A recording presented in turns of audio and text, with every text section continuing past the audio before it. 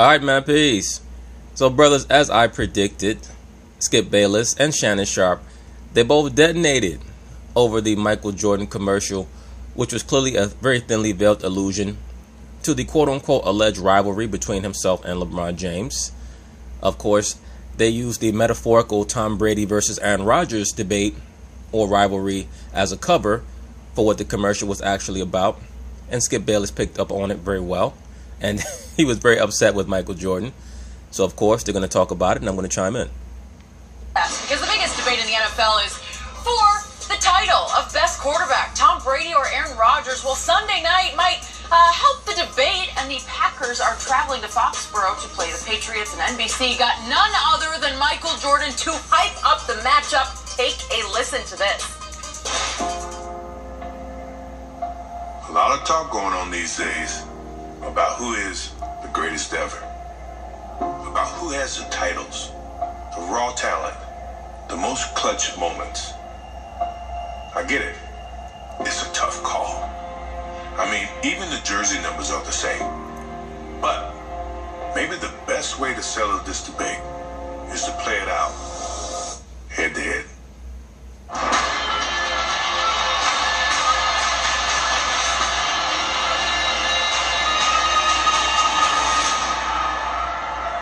I'll watch that. Me too. I'm sorry I had to watch that. Skip Bayless, don't get upset. For the first time in his bald-headed life, that man finally told the truth and finally acknowledged that LeBron James is on his ass like a rash. Get over it. That's what I'm sorry about. I need to know, Skip, what's your reaction to this? You look upset. For the first time in my life, I am angry with Michael Jeffrey Jordan. Oh, what? I am stunned and disappointed that he would stoop to give credibility and credence to not one debate, but two debates. He opened two wrong doors. He actually put himself in the same cute little sentence with LeBron James. Right, but Skip Bayless, you have to understand something. Michael Jordan utilizes a lot of Machiavellian tactics. So for him to finally decide that he was going to acquiesce to the notion that LeBron James is on his level is because he plans on doing things in the near future that are going to establish to anyone who's going to pay attention that LeBron James is not on his level.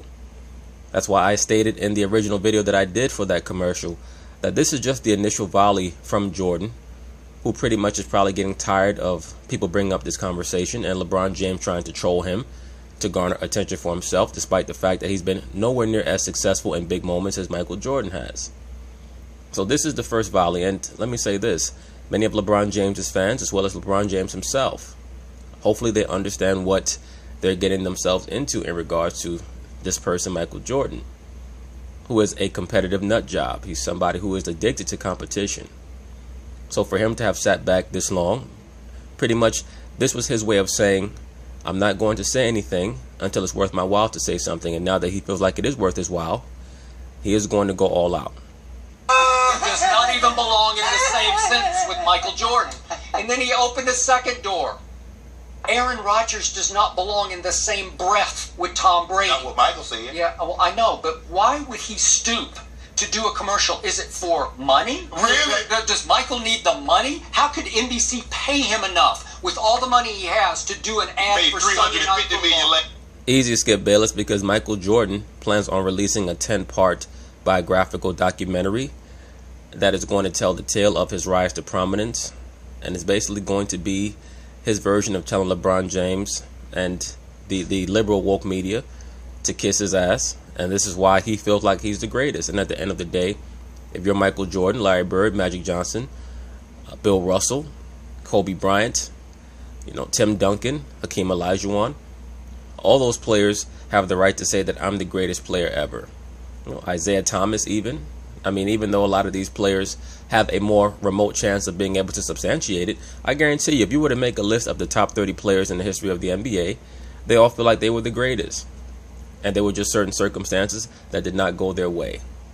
Point being is this, it's very obvious that for Michael Jordan to make a commercial like this, that there are other things that will be coming down the pike to show that LeBron James or whoever, I am still number one, and I'm going to show you why.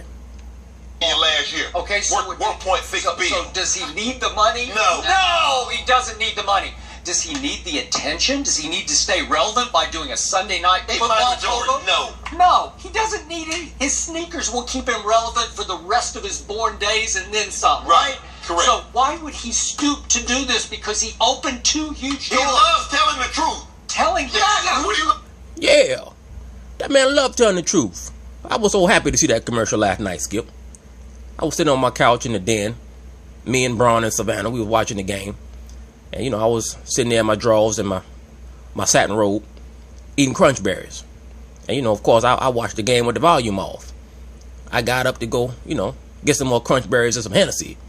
Came back in, I saw Michael Jordan, bald head ass on the TV. I said, what the hell this nigga talking about now? What's he selling now? I told Braun, okay, you know, put on the volume. We heard the commercial. I said, oh shit, this nigga finally acknowledging our power. The fact that LeBron is on his ass. I said, oh, this is wonderful.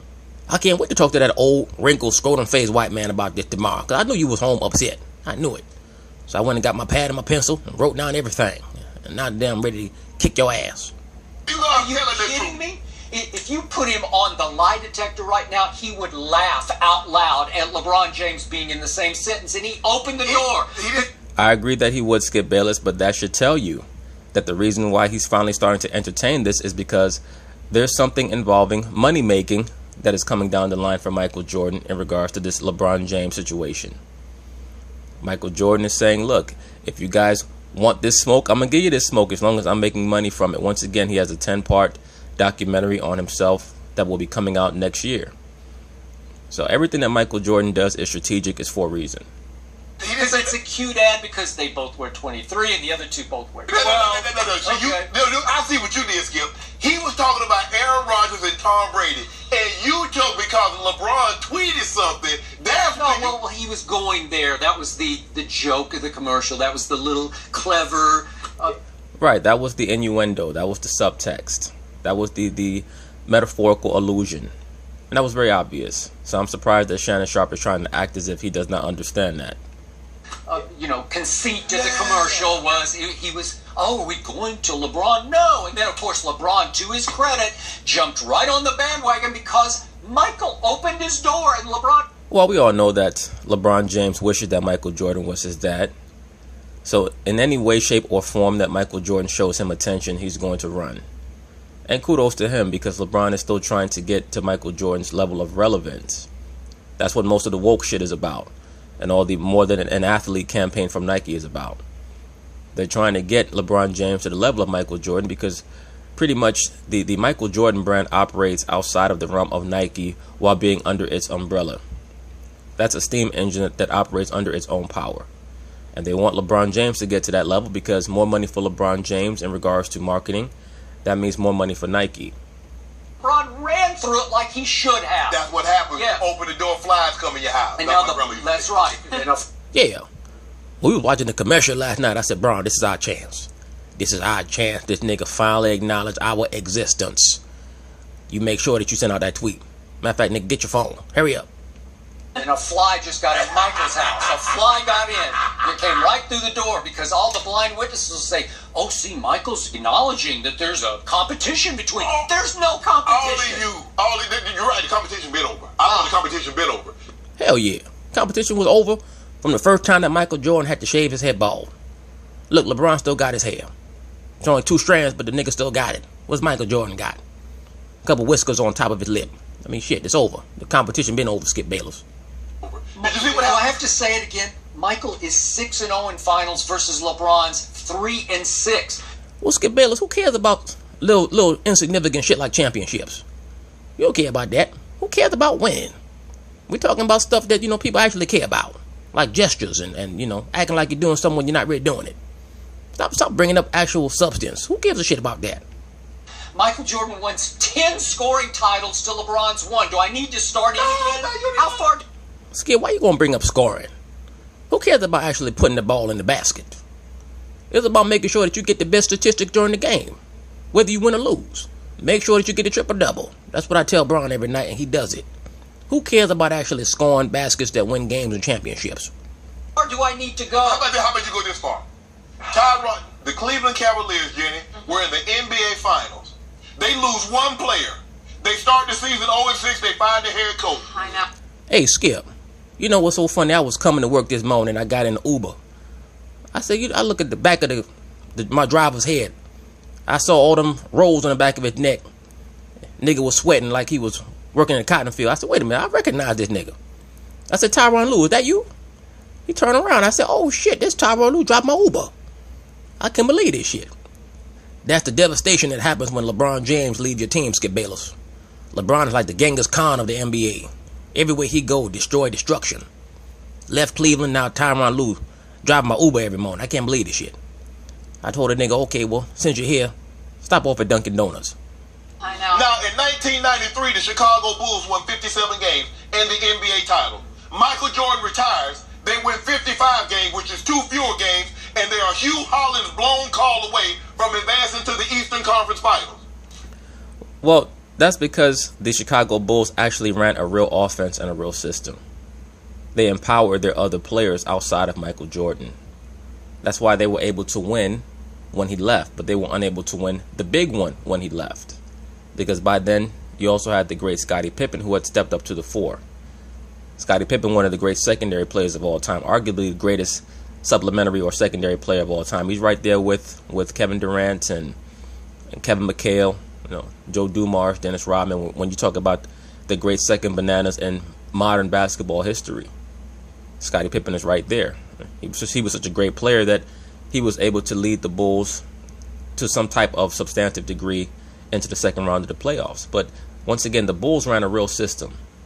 And that team had the best players from the first 3P team and many of the best players from the second 3P team all on one squad. Had Jordan not retired in 93, that 94 team probably would have won 68, 69, maybe even 70 games. Because once again, they had the best players from the first 3P team and the best players from the second 3P team, other than Rodman, all on the same team. They lost Kyrie Irving, who was a top 10, top 12, 13 player. They still go to the finals. Well, it's because they're running the LeBron James system. And once again, Shannon Sharp, we know why the Cleveland Cavaliers went to the finals last year. It's because Kyrie was hurt. Because the series went 7 games without Kyrie.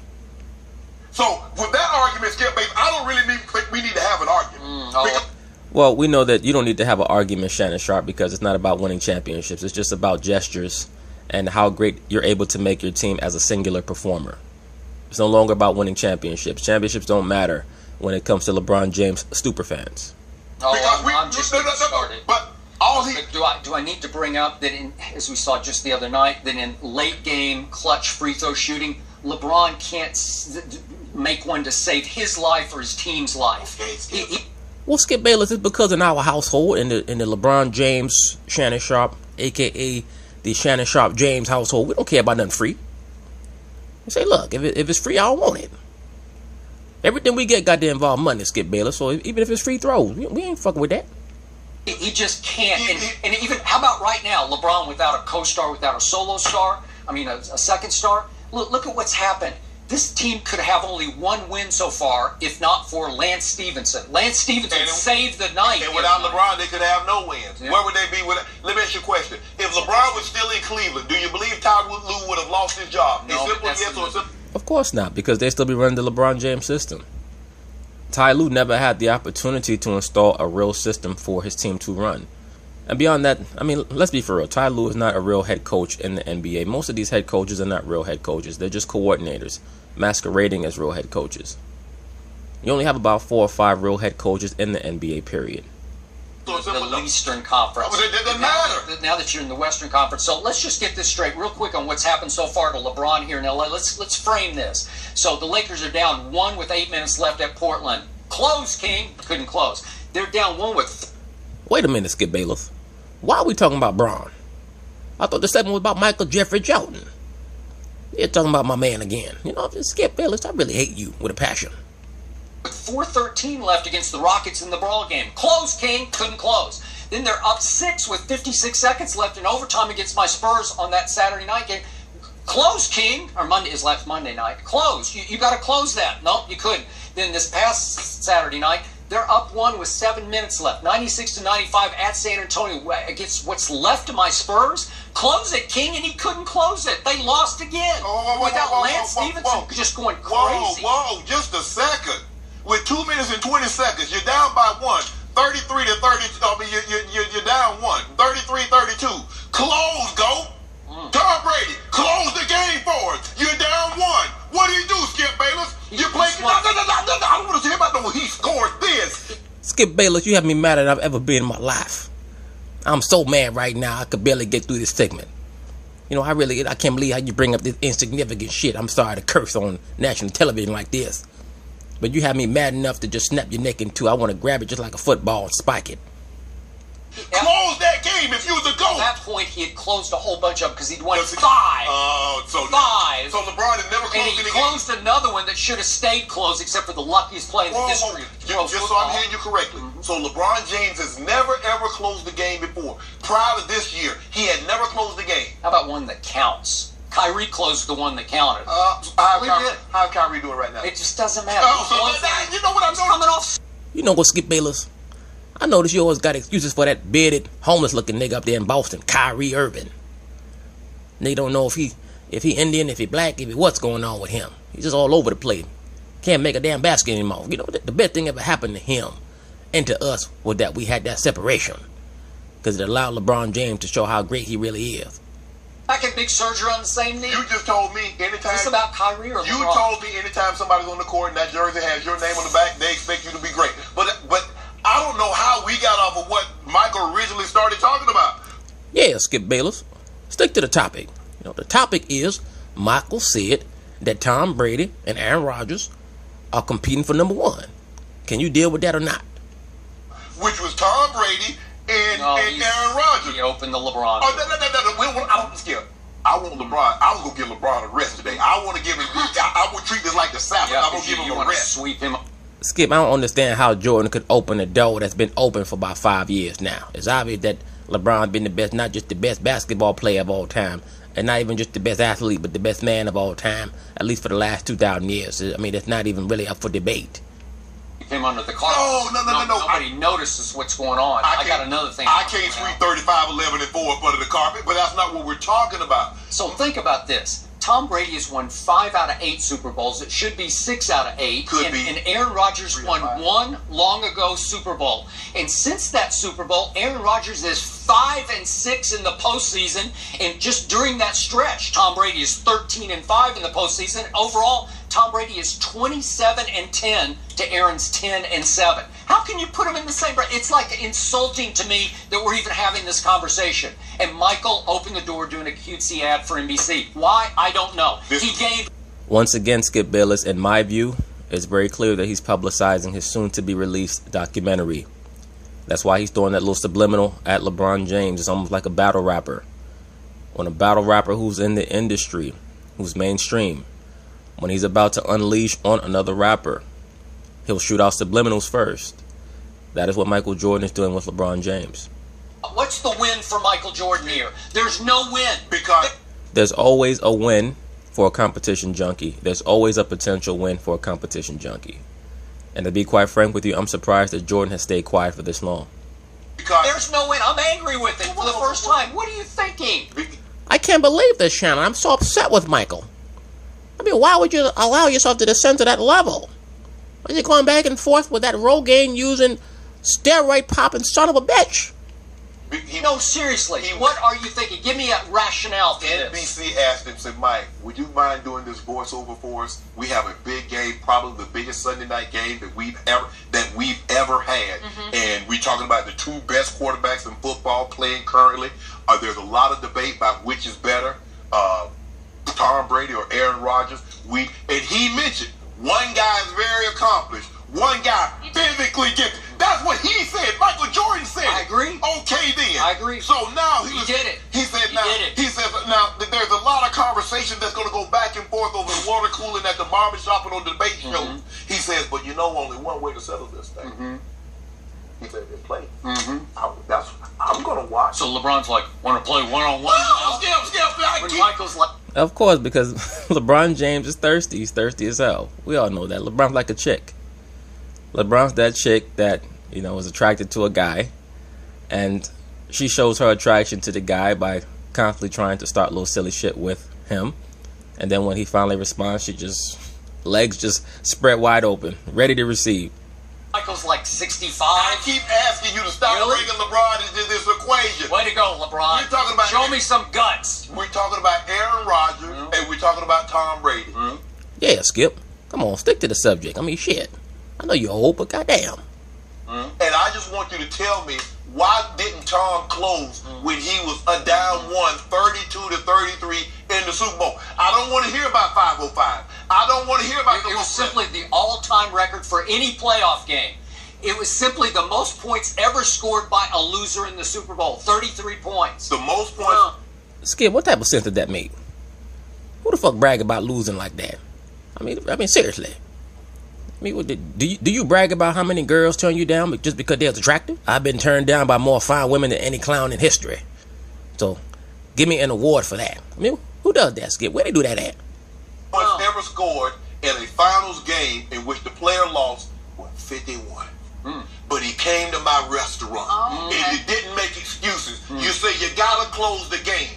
So I just want to know why all of a sudden you find every way possible to make excuses for Tom Brady. I don't care if his defense gave up 7,000 yards. Let me say this very quickly, and Shannon always uses the Tom Brady defense whenever Skip Bayless brings up LeBron James. But at the end of the day, Tom Brady has won the majority of his Super Bowl appearances. LeBron James has not won the majority of his finals appearances. So it's very difficult to compare the two. I actually agree with Skip Bayless that Aaron Rodgers reminds me a lot more of LeBron James than Tom Brady does. To me, Tom Brady is more like the Tim Duncan of football than the LeBron James of football. You go get me 7,001. If you're the GOAT, you can do it. How did the genius Bill Belichick's defense give up 41 to the backup quarterback for the Philadelphia Eagles? Help me out. Was it because Malcolm Butler had to watch from the sidelines from the doghouse? Just as an aside, Malcolm Butler's playing horribly this season. So if we're going to acknowledge that it seemed rather glaring that Bill Belichick did not play him in last year's Super Bowl, we also have to acquiesce that maybe Bill Belichick saw some things before the time, as most geniuses do. And he endured the affliction, as most geniuses do, for saying things or doing things before the masses notice it or before it becomes apparent to the masses. That's why he normally is able to cut players before they deteriorate too much to help him. Just please pay attention to the fact that he wanted to get rid of Tom Brady and keep Garoppolo. So who knows how that would have turned out. But he certainly seems to be right about Malcolm Butler. I don't know. That same genius that told his returner, do not bring the ball out of the end zone to run useless time off the clock. The same genius that had his snapper snap the ball over the punter's head in Denver and take the safety and end up winning the ball game to get the ball back to Tom Brady. That genius. See, Skip, sometimes it's the little things that goes unnoticed that leads to the greatness or shows how great a coach is. See, you think, well, this is his expertise, defense. Well, if they're not the 2,000 Ravens, they can't be good. Well, who's on that defense that's 2,000 Ravens or 2,000 Bucks or the 70 Steelers? No one. I agree. Especially in this era of football where, quite frankly, you just cannot afford to pay too many great players at once. Bill Belichick seems to understand that sometimes the balance of power on your team may have to shift. It may have to shift from defense to offense, offense to defense, or maybe even to special teams if your defense is not particularly good, because a great special teams unit can make up for some deficiencies on defense. The mere fact that he's able to do this speaks volume to his greatness. Do you remember what he did to the 90 Buffalo Bills, who were ahead of their time with the K-gun? That was the greatest game that I've ever seen played. Super Bowl 25, to this day, is the greatest Super Bowl I've ever seen. That game plan is in the Hall of Fame. You know that, Skip Bayless? He was the coordinator, and he still should be a coordinator. Don't do that, Skip That's Bayless. what he did Skip, best. don't do that. The man got 5 Super Bowls. You talking about he should still be a coordinator? You know? Well, as a head coach, he had losing records in 5 of his first 6 seasons. And guess who fell out of heaven into his lap? Mike Shanahan. Well, Greg Popovich had a losing record until he got Tim Duncan. Shanahan. Okay. Pete Carroll. Some guys. Everybody is not. Everybody is not as great. The first. Look at Tom Coughlin. Tom Coughlin didn't really win anything. Tom Coughlin got the so offended by this. Don't be offended. See, we even saw yesterday. It's classic Aaron Rodgers. He's going to throw a teammate under the bus. It's his fault. He's a blame. That's not what he said. It's not leadership. That's not. What did we see LeBron do at the end of Game 1 of the NBA Finals at Oakland? He just melted down on the bench and he separated himself from the team. I don't want to associate with that mess. The same thing we saw Tom do. Oh. When Tom's yelling and screaming at teammates and running the wrong route. Which one? Taekwon Underwood. Taekwon Underwood happened like 10 years ago, and he was. I tell you, Shannon Sharp has a memory like an elephant. Only he can remember shit like that. He was cut 2 days later. If you don't mind me asking, did it happen? It happened over on the bench. Oh, he just joined the team. He ran the wrong route. They kept T.O. out of the Hall of Fame for things that happened on the bench. And then did you see? Well, Shannon Sharp, we know that they're not going to keep Tom Brady out for things that happen on the bench. They're not going to keep him out of the Hall of Fame because he throws tantrums. And, of course, he receives preferential treatment over Terrell Owens. But also remember, he's a 5-time Super Bowl champion. Did you see LeBron's already started with his Lakers? Did you see the late timeout in the Laker game on Saturday night? I watch every. No, what did he say? LeBron went over and sat on the scores table when they'd fallen down 8 with 1:30. He goes and sits on the scores table because that's who he is. He's Aaron Rodgers or vice versa. They're the same guy. He sits on the scores table like, I ain't associated with that mess in the huddle. He got it. You guys tell me what he got it. And he got it down to what? Way to go. You know what, Skip Bayless? You're so pathetic. You have no idea what you're talking about. Bron sat on top of the scores table because he was trying to check his numbers for the game. That was it. It had nothing to do with his teammates. He had to make sure that he was near triple-double. That's all that was about. We got it down to what? Rondo should have took that layup, but that's not what we're talking about. Skip, Rondo should not have taken I don't know layup. what that was. No, Rondo should have taken the layup. Rajon Rondo's one of those guys who's a little bit too smart for his own good. That's his problem. That was a smart play. That was a Todd Gurley special. Yeah. That's a smart play if you got Steph Curry. If you got Klay Thompson. Agreed. With 20 seconds left and you're down 3, get the cheap 2. Why are you kicking the ball back out for a 3? If you got one of these great three-point shooters, where is that at on the Lakers team? But we're not talking about that. Yeah. Skip Bayless, you think you so damn slick, don't you? You keep trying to get my mind off of the topic of this conversation. Back to Bron. You know, I got to watch you because I think you're trying to break up a happy home. I think you're trying to steal me and Savannah's man. I really believe that. I want you to stop trying to get me off topic. Michael Jordan said that there is a debate going on that needs to be settled. It will be settled on Sunday night. I hope they paid him $1 billion. Because that's the only reason Mike get it for free. Because he wants the answers just like everybody else does. He probably did do it for free. Because this is free promotion to initiate his little back and forth with LeBron James.